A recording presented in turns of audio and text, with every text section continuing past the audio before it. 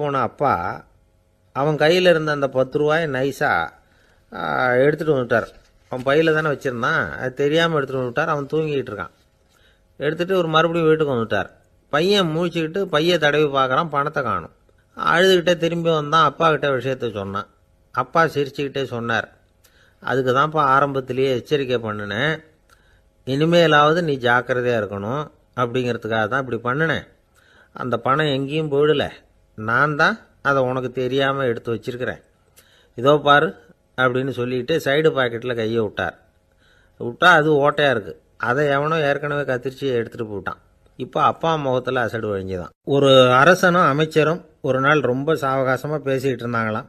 அரசன் அமைச்சரை பார்த்து ஒரு கேள்வி கேட்டிருக்கார். ஏங்க அமைச்சரே, ஆசை இல்லாத ஒரு மனுஷனால் இருக்க முடியுமா அப்படின்னு. ஏன் முடியாது, துறவி அப்படிங்கிறவங்கெல்லாம் அப்படிப்பட்டவங்க தானே அப்படின்னாராம் அமைச்சர். அவங்கெல்லாம் உண்மையிலேயே ஆசையை விட்டவங்க தானா அப்படின்னு கேட்டாராம் ராஜா. அப்படி தான் இருக்கணும் அப்படின்னாராம் அமைச்சர். அப்படின்னா ஆசையே இல்லாத ஒரு உண்மையான துறவியை நான் பார்க்கணுமேன்னார். அது என்ன பிரமாதம், அதுக்கு நான் ஏற்பாடு பண்ணுறேன் அப்படின்னு விட்டார் இவர். சொல்லிவிட்டு உடனே புறப்பட்டு போனார். அங்கே தேடினார். அப்புறம் தான் அவருக்கு புரிஞ்சுது உண்மை துறவியை கண்டுபிடிக்கிறது எவ்வளவு கஷ்டமான காரியம்னு. இருந்தாலும் ராஜா கிட்ட சொல்லியாச்சே உண்மை துறவியை காட்டுறேன்னு. இப்போ என்ன பண்ணுறது, ராஜா கிட்ட சொன்னபடி நடக்கலைன்னா அவருக்கு கோபம் வந்துடும். அமைச்சர் ஒரு யோசனை பண்ணார். அவருக்கு ஒரு வழி தெரிஞ்சுது. அதுதான் சரின்னு முடிவு பண்ணார். அதாவது அந்த ஊரில் அவருக்கு தெரிஞ்ச நாடக நடிகர் ஒருத்தர் இருக்கிறார், நல்லா நடிப்பார். அவரை போய் பார்த்தார். இதை பாருப்பா, எனக்காக நீ ஒரு காரியம் செய்யணும்னார். என்னன்னு கேட்டார் அவர். நீ ஒரு துறவி மாதிரி கொஞ்ச நேரத்துக்கு நடிக்கணும். ராஜா உன்னை பார்த்துட்டு போகிற வரைக்கும் நடி, அது போதும். அதுக்காக உனக்கு 10,000 ரூபா தரேன் அப்படின்னார். அவர் எந்த காலத்தில் இவ்வளவு பணத்தை மொத்தமாக பார்த்துருக்கார். அதனால் உடனே சரின்னு ஒத்துக்கிட்டார். அமைச்சர் அரண்மனைக்கு திரும்பி வந்தார். என்ன அமைச்சரே, இன்னுமா ஒரு உண்மையான துறவி கிடைக்கலன்னார். உண்மையான துறவி ஒருத்தரை இப்போ தான் கொஞ்ச நேரத்துக்கு முன்னாடி பார்த்து பேசிவிட்டு வர்றேன். அவர் நம்ம ஊருக்கு வெளியில் குளத்தங்கரையில் உள்ள ஒரு ஆலமரத்துக்கு அடியில் உட்காந்துருக்கிறார் அப்படின்னார் இவர். அப்படின்னா உடனே புறப்படுங்க அப்படின்னார் ராஜா. பரிவாரங்களோடு புறப்பட்டார். அங்கே அந்த மரத்தடியில் அந்த ஆள் வேஷம் போட்டுக்கிட்டு துறவி மாதிரி உட்காந்துருக்கிறான். ராஜா நேராக போனார். அந்த துறவி காலில் பொத்துன்னு விழுந்து வணங்கினார். உடனே ராணியும் அவர் காலில் விழுந்தாங்க. அடுத்தபடியாக அமைச்சர் விழுந்தார். அவருக்கு தெரியும் இது நம்ம ஆள் தான்னு. இருந்தாலும் என்ன பண்ணுறது, நேரம். அப்புறம் பரிவாரங்கள்லாம் துறவி காலில் விழுந்து ஆசீர்வாதம் வாங்கிட்டாங்க. ராஜா அப்புறமா தங்கத்தட்டில் பொன்னையும் பொருளையும் வச்சு அந்த துறவிக்கிட்ட ரொம்ப பணிவாக நீட்டுறார். தாங்கள் தயவு பண்ணி இதை ஏற்றுக்கணும் அப்படின்னு வேண்டிக்கிட்டார். அந்த துறவி பற்றில்லாமல் அதை பார்த்தார். எல்லாத்தையும் திறந்துவிட்ட எனக்கு இதெல்லாம் எதுக்காக அப்படின்னு சொல்லி அதை மறுத்துட்டாராம். ஆஹா, உண்மையான துறவியை பார்த்துட்டோம் அப்படிங்கிற ஆனந்தம் அரசருக்கு. ரொம்ப நிம்மதியாக திருப்தியாக திரும்பி வந்தார் அரண்மனைக்கு. அதுக்கப்புறம் அமைச்சர் யாருக்கும் தெரியாமல் அந்த துறவிகிட்ட ஓடினார். சொன்ன பிரகாரம் பணத்தை நீட்டினார். இந்தாப்பா, நான் உங்ககிட்ட சொன்னபடி 10,000 ரூபா பணம் எடுத்துக்கோ அப்படின்னார். அந்த ஆள் ராஜா கிட்ட சொன்னது மாதிரியே எல்லாத்தையும் திறந்துவிட்ட எனக்கு இதெல்லாம் எதுக்காக வேணாம் அப்படின்னு விட்டாரான். நடித்த வரைக்கும் போதும்ப்பா, இனிமேல் இந்த நாடக வசனம்லாம் வேணாம், வேஷத்தை கலைச்சிரு, பணத்தை வாங்கிக்கோன்னார். இல்லைங்க, இது வேஷம் இல்லை, இது வசனமும் இல்லை, இது உண்மை. கொஞ்ச நேரம் துறவி மாதிரி நடித்ததுக்கே இந்த தேசத்து ராஜா, ராணி, அமைச்சர், பரிவாரங்கள் எல்லாம் என் காலில் விழுந்து வணங்குறாங்க. அப்படின்னா உண்மையான துறவியாக இருக்கிறது எவ்வளவு பெருமையான விஷயம். நான் உண்மையான துறவியாக ஆக போகிறேன், அப்படி முடிவும் பண்ணிட்டேன் அப்படின்னார் அந்த நடிகர். வேஷம் கூட எப்படிப்பட்ட விளைவுகளை உண்டு பண்ணுது பார்த்தீங்களா. நம்மால் ஒருத்தன் ரொம்ப வசதியாக தான் இருந்தான்.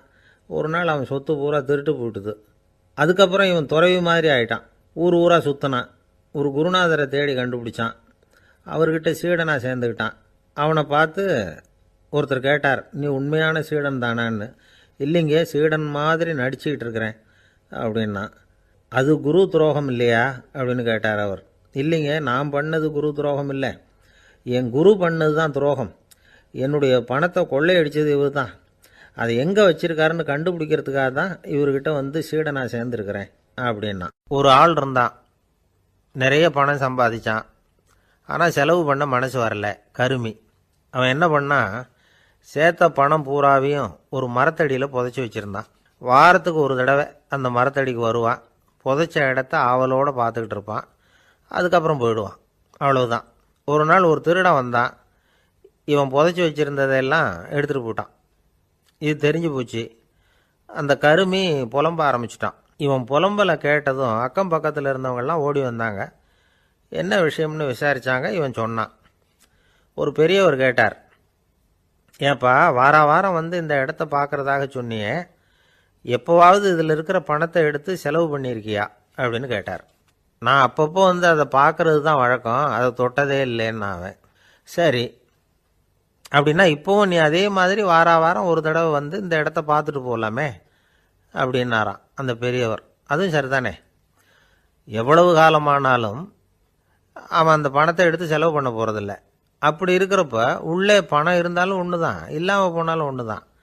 இதிலிருந்து என்ன புரியுதுன்னா, ஒருத்தர்கிட்ட இருக்கிற பணத்தை கொண்டு அவர் பணக்காரரா ஏழையா அப்படின்னு முடிவு செய்கிறது சரியில்லை. அந்த செல்வத்தை அனுபவிக்கிற திறன், பயன்படுத்துகிற திறன், அதை வச்சு தான் அவர் ஏழையா பணக்காரரா அப்படிங்கிறத நிர்ணயம் பண்ணணும். அதுதான் சரி. செலவு பண்ண தெரியாதவன் சேகரம் பண்ணிகிட்டே இருக்கிறதுனால என்ன பிரயோஜனம்? தலைமுடியே இல்லாதவன் தாராளமாக சீப்புகளை வாங்கி சேகரம் பண்ணுறது மாதிரி தானே இது. சில சமயம் செலவு பண்ண நாம் தயாராக இருந்தால் கூட அந்த செல்வம் நமக்கு பயன்படுறதில்ல. அரேபியாவில் ஒரு நகை வியாபாரி விலை உயர்ந்த முத்துக்களை எல்லாம் அவர் வச்சு வியாபாரம் பண்ணிகிட்டு இருந்தார். அவர் ஒரு சமயம் ஒரு பாலைவனம் வழியாக போயிட்டு இருக்கிறார் ஒட்டகத்தில். அப்போது திடீர்னு கடுமையான புயல் வீச ஆரம்பிச்சுட்டுது. திசை தவறி இவர் எங்கேயோ வந்துட்டார். கூட வந்தவங்களையும் காணலை, எங்கே போனாங்களோ தெரியல. இவர் ரொம்ப பயந்து போய் அங்கே எங்கேயுமா அலைஞ்சு திரியிறார். வழியே தெரியல. பசி கடுமையாயிட்டுது. ஒட்டகத்து முதுகில் ஒரு மூட்டை இருந்தது. அதை பிரித்து பார்த்தார். உள்ளே ஏதாவது இருக்கான்னு தேடி பார்க்குறார். அது வரைக்கும் கண்ணில் தட்டுப்படாத அபூர்வமான ஒரு பை கண்ணில் பட்டுது. ஆஹா, அதில் ஏதாவது சாப்பிட்றதுக்கு இருக்கும் அப்படின்னு நினச்சி ஆவலாக அதை பிரித்து பார்க்குறார். அந்த பையில் விலை உயர்ந்த முத்துக்கள் நிறைய இருந்துதான். அப்போ தான் அவர் நினச்சாராம், விலை உயர்ந்த முத்துக்கள் கூட சாப்பிட்றதுக்கு உணவாக முடியாது அப்படிங்கிறத புரிஞ்சுக்கிட்டாராம். எந்த நேரத்தில் எது நமக்கு தேவையோ அது நமக்கு தாராளமாக கிடைக்கணும். அப்படி அது கிடைக்கிறதுக்கு நம்மக்கிட்ட இருக்கிற செல்வம் பயன்படணும். அது நமக்கும் பயன்படலாம், நம்ம மூலமாக அடுத்தவங்களுக்கும் பயன்படலாம். அதுதான் செல்வத்தின் பயன். ஒரு மரத்தடியில் ஒருத்தன் உட்காந்து அழுதுகிட்டு இருந்தான். அந்த பக்கமாக வந்த இன்னொருத்தன் ஏப்பா அழுதுகிட்டு இருக்கிறேன்னு கேட்டான். இந்த இடத்துல தான் பூமிக்கு அடியில் பணம் இருக்குது, புதைச்ச இடம் தெரியல, அதான் அழறேன் அப்படின்னா. நல்லா ஞாபகப்படுத்தி பாரு, எந்த இடத்துல புதைச்ச அப்படின்னு கேட்டான் இவன். அது எப்படி எனக்கு தெரியும், புதைச்சி வச்சிருக்கிறவன் நான் இல்லையே, எங்கள் எதிர்த்த வீட்டுக்காரன் அப்படின்னானா இவன். அந்த ஆள் என்னை கண்ணா புண்ணான்னு திட்டிவிட்டான் சார், அதை நினச்சா எனக்கு ரொம்ப வருத்தமாக இருக்குது அப்படின்னு சொல்லி கவலைப்பட்டார் ஒருத்தர். இதில் கவலைப்படுறதுக்கு என்ன இருக்குது அப்படின்னார் ஒரு பெரியவர். அவர் ஒரு மகான். என்ன சார் இப்படி சொல்கிறீங்க, ஒருத்தர் நம்ம பார்த்து திட்டுனா வருத்தமாக இருக்காதா அப்படின்னார். அது எப்படி வருத்தமாக இருக்கும், திட்டுறதுங்கிறது என்ன, அது வெறும் சத்தம் தானே அப்படின்னார் அந்த பெரியவர். நம்ம ஆளுக்கு தலையை பிச்சுக்கலாம் போல இருந்தது. இருக்காது அப்படின்னா நமக்கே அப்படி தானே தோணுது. அந்த பெரியவர் சொல்கிறது ரொம்ப பெரிய விஷயம். அதை நாம் புரிஞ்சிக்க முயற்சி பண்ணலாம்னா நடைமுறை வாழ்க்கைக்கு அது ஒத்து வர்றது மாதிரி தெரிய மாட்டேங்குது. இருந்தாலும் அந்த பெரியவர் அதுக்கு என்ன தான் விளக்கம் கொடுக்குறாருன்னு பார்ப்போமே. ஒரு ரயில் போயிட்டுருக்கு, அதில் ஒரு சாது போயிட்டுருக்கார். அந்த ரயில் வந்து அவர் ஹரித்வாரம் போயிட்டுருக்கார். அவர் ரயிலில் ஏகப்பட்ட கூட்டம். நம்ம ஊர் ரயில் கேட்க வேணும், டிக்கெட் வாங்கிட்டு கொஞ்சம் பேர், வாங்காத கொஞ்சம் பேர். அது என்னத்துக்கு அனாவசியமாக டிக்கெட் அப்படிங்கிற நினப்பில் பாதி பேர். இந்த கூட்டத்துக்கு மத்தியில் அந்த சாதுவும் போயிட்டுருக்கிறார். உட்கார்றதுக்காக இருந்த இடத்துல ஒரு ஆள் படுத்துருக்கிறான். கொஞ்சம் முரட்டு ஆசாமி. அவன் கால் பக்கத்தில் கொஞ்சோண்டு இடம் பாக்கி இருந்தது. அந்த இடத்துல இந்த சாது உட்காந்துருந்தார். மெதுவாக உட்காந்துக்கிட்டார் போய். ஆனால் அந்த ஆள் ராத்திரி பூரா இவரை காலால் உதச்சிக்கிட்டே இருக்கிறான். அது இவருக்கு ரொம்ப அவமானமாக பட்டுது. அதனால் துக்கம் ஏற்பட்டது. இருந்தாலும் அதை ஒரு மாதிரியாக சகிச்சுக்கிட்டே இவர் வந்து சேர்ந்தார். பொழுது விடிஞ்சது. அந்த சாது ஹரித்வார் வந்து சேர்ந்தார். அங்கே ஒரு பெரிய ஞானியை சந்தித்தார். ராத்திரி ரயிலில் அந்த ஆள் உதைச்சதையும் அதனால் தனக்கு ஏற்பட்ட துக்கத்தையும் இந்த சாது அந்த ஞானிகிட்ட சொன்னார். சொல்லிவிட்டு, ஏன் சுவாமி, எனக்கு துக்கம் ஏற்பட்டதே அது தப்பா அப்படின்னு கேட்டார். தவறு தான்னார் அந்த ஞானி. உனக்கு இன்னமும் தேக அபிமானம் போகலைங்கிறது தான் அது காட்டுது. அஷ்டாவக்கிரர் என்ன சொல்கிறார் தெரியுமா, உண்மையான ஞானி யாராவது தன்னை வந்தனை செய்தால் அதற்காக சந்தோஷப்பட மாட்டார். யாராவது நிந்தனை செய்தால் அதற்காக வருத்தப்பட மாட்டார் அப்படின்னு சொல்கிறார். நிந்தனைங்கிறது ஒரு ஒலி தான். தேகாபிமானம் இருக்கிற வரைக்கும் இந்த ஒலி நம்மளை வேதனைப்படுத்தும். நான் தேகம் இல்லை, ஆத்மா அப்படிங்கிற நினைவு இருந்தால் இந்த ஒலி நம்மளை பாதிக்காது. மனு என்ன சொல்கிறார் தெரியுமா? ஒரு சாதகன் பாராட்டுதலை விஷம்னு நினச்சி பயப்படணும், அவமானத்தை அமிர்தம்னு நினச்சி சந்தோஷப்படணுங்கிறார். அவமானப்பட்டால் கவலைப்படாமல் எப்படி இருக்க முடியும் அப்படின்னு தான் நமக்கு தோணும். அதனால தான் நம்மளில் யாரும் இதுக்கு உதாரணமாக யாரையும் காட்ட முடியல. புத்தரையும் கபீரையும் உதாரணமாக காட்டுறாங்க. அவங்களுக்கெல்லாம் அவமானம் ஏற்பட்டப்போ கவலையே படலையாம்.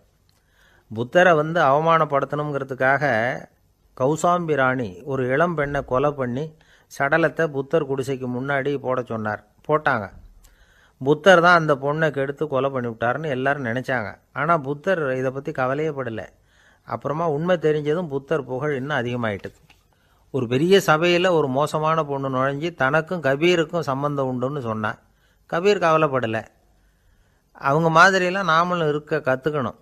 நிந்தனை, அபகீர்த்தி, அவமானம் எல்லாம் ஆண்டவன் கொடுக்குற பிரசாதம்னு நினைக்கணும் அப்படின்னு சொல்கிறார் அந்த ஞானி. இதை கேட்ட இந்த காலத்து ஆசாமி ஒருத்தர், நான் கூட அப்படி தான் சார், யாராவது அவமானப்படுத்தினா கவலைப்பட மாட்டேன். நேற்று கூட ஒருத்தர் என்ன பலார்னு அரைஞ்சுட்டார், நான் கொஞ்சம் கூட கவலைப்படலை, பேசாமல் வந்துட்டேன்னார். ஏன் அப்படி வந்துட்டீங்க அப்படின்னு. அவர் அரைஞ்சதுலேயும் ஒரு அர்த்தம் இருந்தது, அதனால தான் அப்படி வந்துட்டேன்னார். ஏன் அரைஞ்சாருன்னு கேட்டேன். 10 வருஷத்துக்கு முன்னாடி 15 ரூபா அவர்கிட்ட கடன் வாங்கினேன், அதை கேட்டு கேட்டு பார்த்துட்டு கடைசியாக தான் அரைஞ்சார் அப்படின்னார். ஆண்டவனுடைய பிரசாதம் இவருக்கு அடிக்கடி கிடைக்கும் போல இருக்கு. ஒரு பல்கலைக்கழகம், அங்கே ஒரு இலக்கிய பேராசிரியர், அவர் பாடம் நடத்திக்கிட்டு இருந்தார். ராபர்ட் ப்ரௌனிங் எழுதிய கவிதைகளை பற்றி சொல்லிகிட்டு இருக்கிறார். மாணவர்களும் ரொம்ப அக்கறையாக அதை கேட்டுக்கிட்டு இருக்கிறாங்க. ஒரு குறிப்பிட்ட கவிதையை பற்றி சொல்லும் பொழுது அந்த பேராசிரியருக்கே ஒரு சந்தேகம். அதாவது அந்த கவிதையின் சரியான அர்த்தம் என்னங்கிறதுல சந்தேகம். பேராசிரியர் யோசனை பண்ணார். அந்த கவிதையை முழுசாக புரிஞ்சிக்க முடியல. அதனால் மாணவர்களை பார்த்து சொன்னார், மாணவர்களே, ஒரு நாள் பொறுத்துங்க, இந்த கவிதையை எழுதின கவிஞர் எங்கள் வீட்டுக்கு பக்கத்தில் தான் இருக்கிறார்.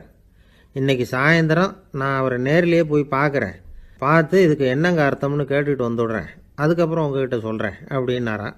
அன்றைக்கி சாயந்தரமே அந்த பேராசிரியர் கவிஞரை தேடிக்கிட்டு போயிட்டார்.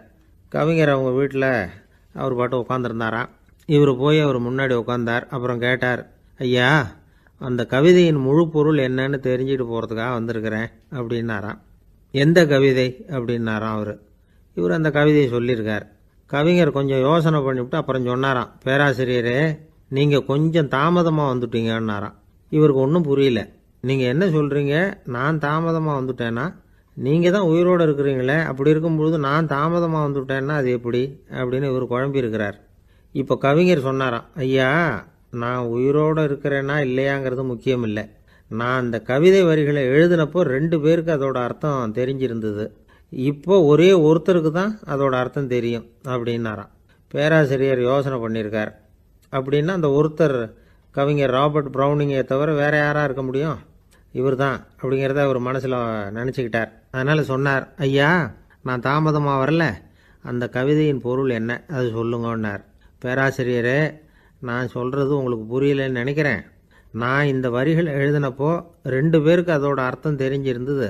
அந்த 2 பேர் யாருன்னா, ஒருத்தர் ராபர்ட் ப்ரௌனிங், அதாவது நான், இன்னொருத்தர் கடவுள். இப்போ அது கடவுளுக்கு மட்டும்தான் தெரியும். நானே இதை பற்றி பல தடவை யோசனை பண்ணி பார்த்தேன். இது ரொம்ப அழகானது, ஆனாலும் ரொம்ப வழுக்கலானது. அதை பிடிச்சிட்டோம்னு நினச்சிக்கிட்டு இருக்கும் பொழுதே காற்று மாதிரி அது உங்ககிட்ட இருந்து ஓடி போயிடுது. எனக்கு ரொம்பவும் வருத்தமாக தான் இருக்குது. நிச்சயமாக நான் தான் இந்த வரிகளை எழுதியிருக்கிறேன், அதில் அர்த்தம் இருக்குங்கிறது எனக்கு தெரியும், அதை நான் உணர்றேன். ஆனால் நீங்கள் என்னை மன்னிக்கணும், எனக்கே கூட அதை என்னால் விளக்க முடியல. அப்படி இருக்கும் பொழுது உங்களுக்கு எப்படி அதை நான் விளக்க முடியும் அப்படின்னாரா அந்த கவிஞர். அனுபவிக்கப்படக்கூடிய எல்லாமே விளக்கப்படக்கூடிய ஒன்றல்ல, விளக்கப்படும் எல்லாமே அனுபவிக்கப்படக்கூடிய ஒன்றல்ல அப்படிங்கிறது ஞானிகளுடைய கருத்து. அதுக்காக தான் அந்த சம்பவம். வாழ்க்கையில் நீங்கள் தொடர்ந்து ஆய்வு செய்து கொண்டே இருக்கக்கூடிய விளக்கங்களை ஒருபோதும் அடைய முடியாத பரிமாணங்கள் இருக்கிறதுனால தான் அது அலுப்பு தட்டாமல் இருக்குது. உங்களால் நிறைய அனுபவிக்க முடியும், இருந்தாலும் நீங்கள் அனுபவித்து அறிந்த விஷயங்கள் கூட வார்த்தைகளால் விளக்கப்பட முடிவதில்லை அப்படிங்கிறது பெரியோர் சிந்தனை. இதெல்லாம் ஒரு பக்கம் இருக்கட்டும். நமக்கு தெரிஞ்ச பேராசிரியர் ஒருத்தர் 1 மணி நேரம் ரொம்ப விவரமாக வகுப்பு எடுத்தார். கடைசியாக சொன்னார், மாணவர்களே, ரொம்பவும் எளிமையாக விளக்கமாக எல்லா விவரமும் சொல்லியிருக்கிறேன். அதனால் இதில் உங்களுக்கு சந்தேகம் வர்றதுக்கு வாய்ப்பே இல்லை. இருந்தாலும் கேட்க வேண்டிய கடமை கேட்குறேன். இது வரைக்கும் நடத்தினதில் யாருக்காவது ஏதாவது சந்தேகம் உண்டா அப்படின்னு கேட்டாராம். எனக்கு ஒரே ஒரு சந்தேகம்தான் சார் அப்படின்னு எழுந்திரிச்சு நிற்கிறான் ஒருத்தன். என்னன்னு கேட்டாராம். இது வரைக்கும் நீங்கள் என்ன பாடம் சார் நடத்துனீங்க அப்படின்னானா அவன். அம்மாக்காரங்களுக்கு அடிக்கடி ஏற்படுற கவலை ஒன்று உண்டு.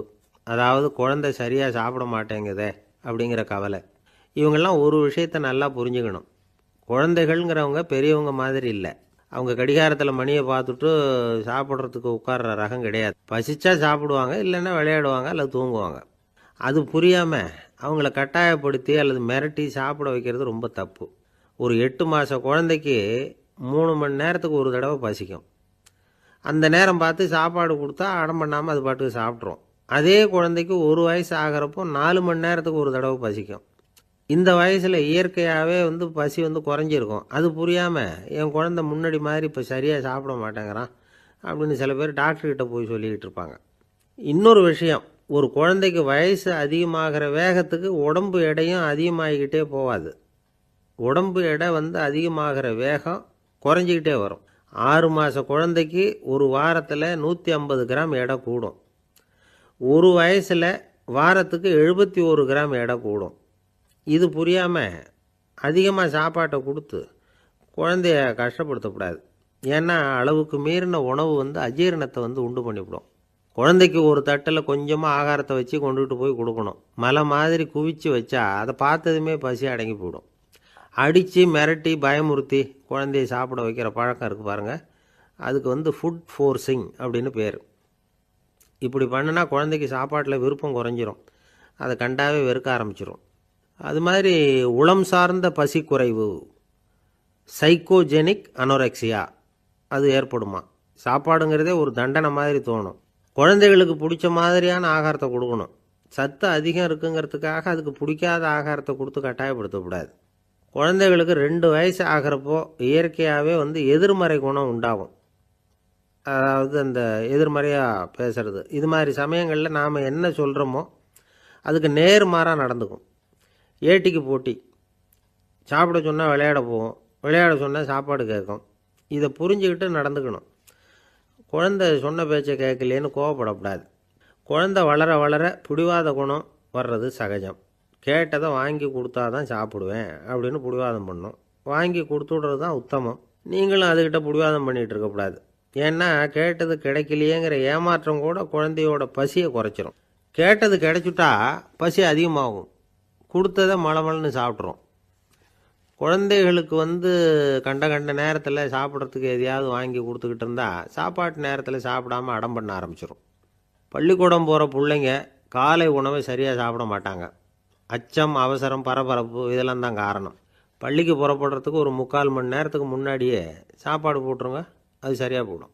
படிக்கிற குழந்தைகள் உடல் சோர்வு, மனச்சோர்வு இது காரணமாக கூட சாப்பிட மறுக்கிறது உண்டு. இப்போ உதாரணமாக சாயந்தரம் விளையாடி விட்டு வீட்டுக்கு வந்ததும் சாப்பிட சொன்னால் வேணாம்பாங்க. இது உடல் சோர்வு. ரொம்ப நேரம் வீட்டு பாடங்களை செஞ்சு முடித்த கையோடு சாப்பிட சொன்னாலும் அவங்களால சரியாக சாப்பிட முடியாது. இது உளச்சோர்வு, அதாவது மனச்சோர்வு. இதை தவிர குழந்தைகளுக்கு உடல் நலக்குறைவு ஏற்பட்டால் கூட சாப்பிட மறுக்கிறது உண்டு. சில மருந்து மாத்திரைகள் கூட பசியை குறைச்சிரும். அதனால் சரியாக தெரிஞ்சுக்கிட்டு குழந்தைகளை சாப்பிட வைக்கணும். அது புரியாமல் கையில் சாப்பாட்டு தட்டை வச்சுக்கிட்டு குழந்தைகளை விரட்டிக்கிட்டு அலையக்கூடாது. ஒரு சின்ன பையன் சொன்னான், எங்கள் அம்மா சாப்பாடு போடுறது தெரிஞ்சால் நான் உடனே வீட்டை விட்டு வெளியில் ஓடி போடுவேன் அப்படின்னா. ஏன் அப்படி பண்ணுறேன்னு கேட்டோம். எங்கள் அப்பா கூட அது மாதிரி தான் சார் பண்ணுவார் அப்படிங்கிறான். பந்திக்கு முந்தர ஆசாமிகள் நம்மளில் பல பேர் உண்டு. அப்படி முந்தறதுக்கு கூட முயற்சி பண்ணுறவங்க நிறைய பேர் இருக்கிறாங்க. இதில் என்ன ஒரு விஷயம்னா, பந்திக்கு முந்தறது கூட தப்பு இல்லை. ஆனால் அப்படி ஒரு விருந்தில் ஆளாக போய் உட்காந்து சாப்பிட்டா கூட வெளியில் வர்றப்ப என்ன பெரிய விருந்து வச்சுட்டான், சாம்பாரில் உப்பு இல்லை, ரசத்தில் காரம் இல்லை அப்படின்னு குறை சொல்லிகிட்டே வர்றது இருக்குது பாருங்கள். அது சரியில்லை, நாகரிகமும் இல்லை. கல்யாண பத்திரிகையில் என்ன போட்டிருக்குது, என் பொண்ணுக்கும் இன்னார் பையனுக்கும் கல்யாணம், எல்லாரும் குடும்பத்தோடு வந்திருந்து மணமக்களை ஆசீர்வதிக்கணும், இப்படி தானே போட்டிருக்கோம். குடும்பத்தோடு வந்து விருந்து சாப்பிட்டு சாப்பாடு எப்படி இருக்குன்னு அபிப்பிராயம் சொல்லிவிட்டு போங்க அப்படின்னா போட்டிருக்கு கல்யாண பத்திரிகையில். ஒருத்தர் வீட்டு விசேஷத்துக்கு போயிருக்கோம்னா எவ்வளவோ அசௌகரியங்கள் நமக்கு ஏற்படலாம். ஏராளமான கூட்டம் வந்திருக்கும். எல்லாரையும் அவங்க வந்து தனித்தனியாக கவனிச்சிக்கிட்டு இருக்க முடியாது. நாம் தான் அனுசரித்து நடந்துக்கணும். நாமளாக போய் வாழ்த்த வேண்டியவங்களை வாழ்த்தி விட்டு வந்து சேரணும். அதை விட்டுட்டு பத்திரிக்கை கொடுத்தானேன்னு போனேன், கவனிப்பே சரியில்லை அப்படின்னு புலம்பிக்கிட்டு இருக்கக்கூடாது. ஒரு விருந்துக்கு போனால் அங்கே எப்படி நடந்துக்கணும் அப்படிங்கிறத பற்றி கூட அனுபவசாலிகள் சில விவரங்கள்லாம் சொல்லியிருக்கிறாங்க. இந்த காலத்தில் கல்யாணம், பிறந்த நாள், அது இதுன்னு நிறைய விருந்துகள் நடக்குது. அதெல்லாம் எதுக்காக? மனித உறவுகளை வளர்த்துக்கிறதுக்காக தான், வேறு எதுக்கு? ஒரு விருந்துக்கு போனால் அமைதியாக பொறுமையாக போய் உட்காரணும். அடித்து பிடிச்சிக்கிட்டு இடத்த பிடிக்க போகிறேன் அப்படின்னு நிற்கக்கூடாது. முதல் பந்தி நடந்துக்கிட்டு இருந்தால் அது முடிஞ்சு இலை எடுத்து சுத்தம் பண்ணதுக்கு அப்புறம் போய் உட்கார்றது தான் நாகரீகம். இலை எடுக்கிறதுக்கு முன்னாடி அங்கே போய் உட்காந்தா நல்லா இருக்காது. நீங்கள் சாப்பிட்டுட்டு உட்காந்துருக்கீங்களா, சாப்பிட்றதுக்கு உட்காந்துருக்கீங்களா, பார்க்குறவங்களுக்கு சந்தேகம் வந்துடும். அதே மாதிரி இலையில் எல்லா ஐட்டமும் பரிமாறினதுக்கு அப்புறம் சாப்பிட ஆரம்பிக்கணும். ஒவ்வொரு ஐட்டமாக வைக்க வைக்க நாம் பாட்டுக்கு எடுத்து உள்ளே தள்ளிகிட்டே இருந்தோம்னா எதை வச்சோம் எதை வைக்கலன்னு பரிமாறினவரே குழம்பி போயிடுவார். ஏன்னா எப்போ பார்த்தாலும் இலை காலியாகவே இருக்கும். சாப்பிட்றப்போ உங்கள் சாப்பாட்டையே நீங்கள் கவனிக்கணும். அடுத்தவங்க இலையில் என்ன இருக்குது, பக்கத்தில் இருக்கிறவர் எதை அதிகமாக சாப்பிட்றார், இதெல்லாம் நமக்கு என்னத்துக்கு? எல்லாரும் சாப்பிட்டு முடிக்கிற வரைக்கும் பொறுமையாக இருக்கிறது தான் நல்லது. நீங்கள் மட்டும் திடீர்னு பாதியில் எழுந்திரிச்சு பக்கத்தில் இருக்கிறவங்களுக்கு சங்கடமாக இருக்குமேங்கிறதெல்லாம் யோசிக்காமல் நீங்கள் பாட்டு எழுந்திரிச்சு போகக்கூடாது. பக்கத்தில் உள்ளவங்க உங்களை எழுந்திரிக்க சொன்னால் எழுந்திரிச்சு போகலாம். விருந்துகளில் சாப்பாட்டை வீணாக்கிறதே ஒரு நாகரிகமாக போட்டுது இந்த காலத்தில். சாப்பாட்டுக்கே கஷ்டப்பட்டுக்கிட்டு பல பேர் இந்த உலகத்தில் இருக்கிறப்போ சாப்பாட்டை வீணாக்கிறது எவ்வளோ பெரிய மோசங்கிறத நினச்சி பார்க்கணும். வேணுங்கிற அளவுக்கு கேட்டு வாங்கி சாப்பிட்றது தான் முறை. விருந்தில் இந்த பஃபே அப்படின்னு சொல்லி ஒரு முறை சொல்கிறாங்கல்ல, அதாவது உணவு வகைகளையெல்லாம் பொதுவாக ஒரு இடத்துல வச்சுடுறது, நமக்கு தேவையானதை நாமே எடுத்து ஒரு தட்டில் போட்டுக்கிட்டு சாப்பிட வேண்டியது. இதில் கூட சில பேர் தேவைக்கு அதிகமாக எடுத்து போட்டுக்கிட்டு வீணாக்குறாங்க. சில சமயம் வந்து கடைசியாக சாப்பிட போகிறவங்களுக்கு எல்லா ஐட்டமும் கிடைக்காம போகலாம். அதை போய் பெருசு பண்ணிகிட்டு இருக்கக்கூடாது. என்ன சார் இந்த அளவுக்கு கூடவா நாகரிகம் தெரியாமல் இருக்கிறோம், இதை போய் பெருசாக சொல்ல வந்துட்டீங்களே அப்படின்னு நினைக்கலாம். ஒருத்தர் 2 பேருக்கு இந்த விவரம் தேவைப்படலாம். அவங்க காதலையும் இது விழட்டுமேங்கிறதுக்காக தான் இது. ஒரு பெரிய கல்யாண விருந்து நடந்துக்கிட்டு இருந்தது. விருந்து மண்டபத்து வாசலில் ஒருத்தர் நின்றுக்கிட்டு வர்றவங்களையெல்லாம் ரொம்ப மரியாதையாக வணங்கி உள்ளே அனுப்பி வச்சுக்கிட்டு இருந்தார். எப்படி தெரியுமா? வர்றவங்க கையெல்லாம் பிடிச்சி முத்தம் கொடுத்து அதுக்கப்புறம் உள்ளே அனுப்பி வச்சுக்கிட்டு இருந்தாராம். கூட்டம்லாம் முடிஞ்சதுக்கப்புறம் அவர்கிட்ட போய் கேட்டிருக்கிறாங்க, சார் நானும் எவ்வளவோ விருந்துகளுக்கு போயிருக்கிறேன், இருந்தாலும் இவ்வளவு மரியாதையாக வர்றவங்க கைக்கெல்லாம் முத்தம் கொடுத்து வரவேற்கிறத இங்கே தான் பார்க்குறேன் அப்படின்னு சொன்னாங்க. அதுக்கு அவர் சொன்னார், அட போங்க சார், நான் முத்தம் கொடுக்கல, முந்தின பந்திக்கு வந்து சாப்பிட்டவங்களே அடுத்த பந்திக்கும் வர்றாங்களான்னு மோந்து பார்த்து அனுப்பி வச்சுக்கிட்டு இருந்தேன் அப்படின்னார். ஒருத்தர் மனசில் நிம்மதி இல்லாமல் உட்காந்துருந்தார். என்ன சார் விஷயம் அப்படின்னு விசாரித்தேன். அகலக்கால் வச்சுட்டேன், அதுதான் அவதிப்படுறேன்னார். விவரமாக சொல்லுங்கன்னு. வீடு கட்டணும்னு ஆரம்பித்தேன், வேலை பாதியிலேயே நிற்கிது, கையில் பணம் இல்லை அப்படின்னார். இது மாதிரி ஆசாமிகள் பல பேரை நீங்கள் பார்த்துருக்கலாம். இவங்கெல்லாம் சுலபமாக மன அழுத்தத்துக்கு ஆளாயிடுறாங்க. மன உளைச்சல், அதாவது ஸ்ட்ரெஸ் அப்படின்னு சொல்கிறோமே, அதுக்கு அடிப்படையான சில காரணங்கள் உண்டு. அதாவது மிகையாக திட்டமிடுதல் அப்படிங்கிறதும் ஒரு முக்கியமான காரணம். நடைமுறை சாத்தியம் என்னங்கிறத மனசில் வச்சுக்கிட்டு எந்த திட்டத்தையும் தீட்டணும், அப்போ தான் அது சரியாக வரும். 2வது காரணம் என்ன தெரியுமா? ஒரே நேரத்தில் பல்வேறு செயல்களில் ஈடுபடுறது. தொலைபேசியில் பேசிக்கிட்டே கையில் இருக்கிற கடிதத்தை படிச்சுக்கிட்டே எதிரில் உட்காந்துக்கிட்டு இருக்கிறவருக்கும் அப்பப்போ பதில் சொல்லிக்கிட்டு மனசில் பல்வேறு சிந்தனைகளை அப்படியே ஓட விட்டுக்கிட்டு இருக்கிறது, இதுவும் மன அழுத்தத்தை உண்டாக்குது. 3வது காரணம், எதிலேயும் வெற்றி மட்டும் எதிர்பார்க்குற ஒருதலைப்பட்சமான ஆர்வம். நாம் தொட்டதெல்லாம் வெற்றியாகவே முடியணும் அப்படின்னு எதிர்பார்க்குறவங்க ஏதாவது ஒன்றில் தோல்வியை கண்டால் தோண்டு போயிடுறாங்க. எப்படியும் முடியலாம்ங்கிற எண்ணம் ஏற்கனவே நமக்குள்ளே இருந்துட்டுதுன்னா அந்த அவஸ்தை வராது. அதனால் அதுவும் நம்ம வளர்த்து கொள்ள வேண்டிய ஒரு குணம். மன உளைச்சல் ஏற்படுறதுக்கு இன்னொரு காரணம், எதையும் வேகமாக செஞ்சுடணும் அப்படிங்கிற துடிப்பு. அந்த துடிப்பே மனசை அழுத்த ஆரம்பிச்சிடும். எந்த ஒரு காரியத்திலையும் தாமதமோ இடையூறோ ஏற்பட்டால் அதை பொறுத்துக்கிற மனப்போக்கம் வேணும். அது இல்லாதவங்க அழுத்தத்துக்கு ஆளாயிடுறாங்க. சில பேர் வேலைன்னு எந்த நேரம் பார்த்தாலும் வேலையே கதின்னு கிடப்பாங்க. பொழுதுபோக்குக்கோ உடற்பயிற்சிக்கோ குடும்பத்தில் உள்ளவங்க அல்லது நண்பர்கள் கூட கலந்துரையாடவோ கொஞ்சம் கூட நேரம் ஒதுக்க மாட்டாங்க. இந்த சுபாவம் மன அழுத்தத்தை உண்டு பண்ணும். இதையெல்லாம் புரிஞ்சுக்கிட்டு அதிலிருந்து விடுபடுறது எப்படின்னு யோசிக்கணும்.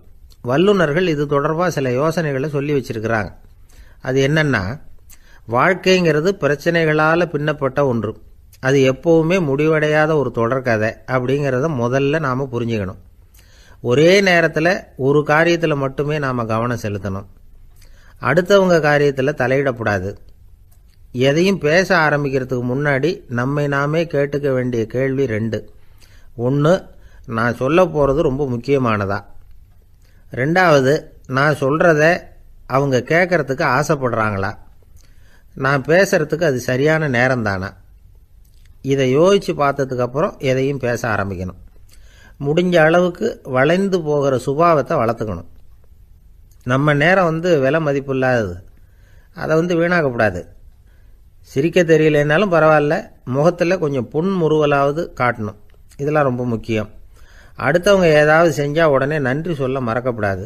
தினமும் கொஞ்சம் நேரத்தை தனிமையில் செலவு பண்ணணும். மன உளைச்சலிருந்து விடுபடுறதுக்கு 3 முக்கிய வழிகள் சொல்கிறாங்க. அதை சுருக்கமாக ரெட் அப்படின்னு சொல்கிறாங்க. RED ஆங்கில எழுத்தில். அந்த முதல் எழுத்து ஆர், அது என்னென்னா ரிலாக்ஸேஷன், அதாவது இடை ஓய்வு. 2வது இ எக்ஸர்சைஸ், உடற்பயிற்சி. 3வது டயட், திட்டமிட்ட உணவு முறை. அதனால் தியானம், மூச்சு பயிற்சி இதெல்லாம் இந்த இடை ஓய்வுக்கு வழிகள். எந்த வேலையையும் தொடர்ந்து செய்யக்கூடாது. எல்லார்கிட்டையும் கலகலப்பாக பழகணும். மாதத்துக்கு ஒரு நாளாவது குடும்பத்தோடு வெளியில் போயிட்டு வரணும்.